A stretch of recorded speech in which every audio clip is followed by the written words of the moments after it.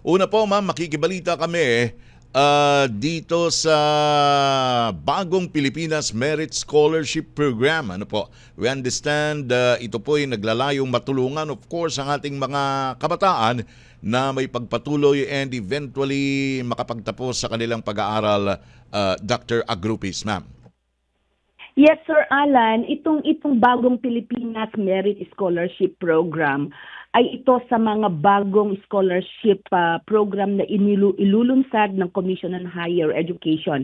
Ito po ay flagship project ng ating mahal na Pangulo, si Apo Bongbong Marcos. Opo, ayan. At ito ho, being a scholarship program, Dr. Agrupis, ma'am, ano po ang mga sakop nito? Tuition, kasama bang mga allowances o iba pang mga gastusin, ma'am?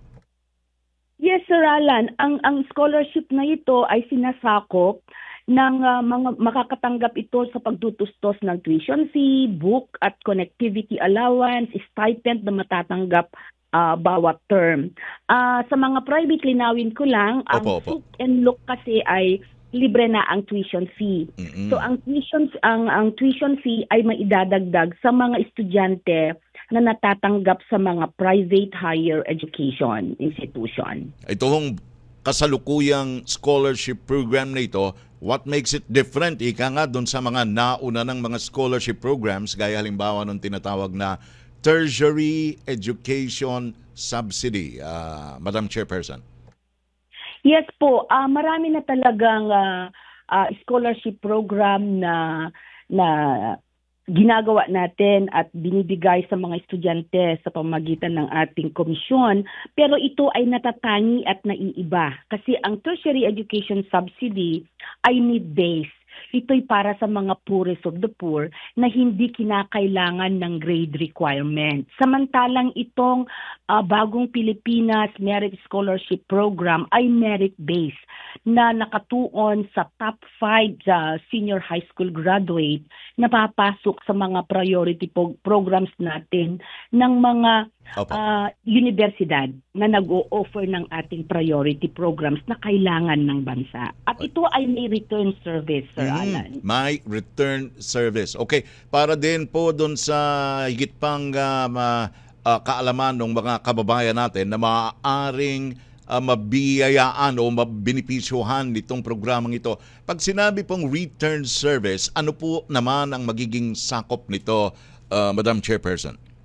Yeah, tulad po ng mga existing ng scholarship program tulad ng Department of Science and Technology, ito ay parang return service na sinasabi natin ay pagsisilbi ng ating grantees itong napakagandang scholarship para sa bayan, para po matugunan.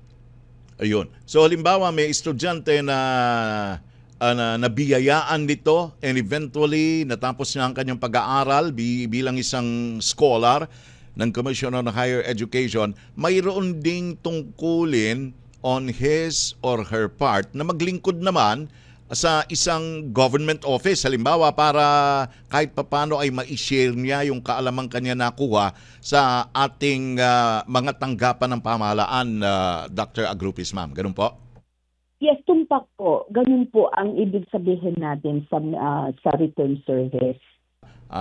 Kailan magsisimula yung application para dito sa bagong scholarship program na ito?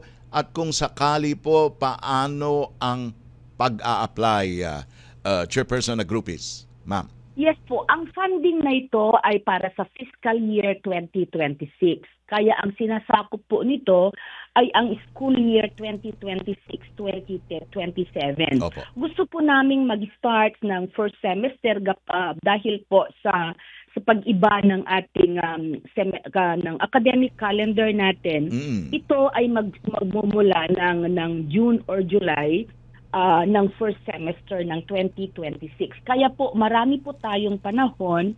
We have enough time to really strategize how we can reach out and advocate this program para po matugunan natin ang slot na binigay ng gobyerno, 20,000. Ilan po initially? 20,000 slots. Uy, marami na kaagad. Unang bugso pa lang ito, Madam Chairperson. Yeah, oo nga po. Kaya lubos na akong magpapasalamat sa ating Pangulo at ang mga kabinete na talagang who supported this scholarship program. 10,000 lang hiningi ko. Sabi nila, this is a very good program. So gawin natin 20,000. Mhm. So marami pong salamat.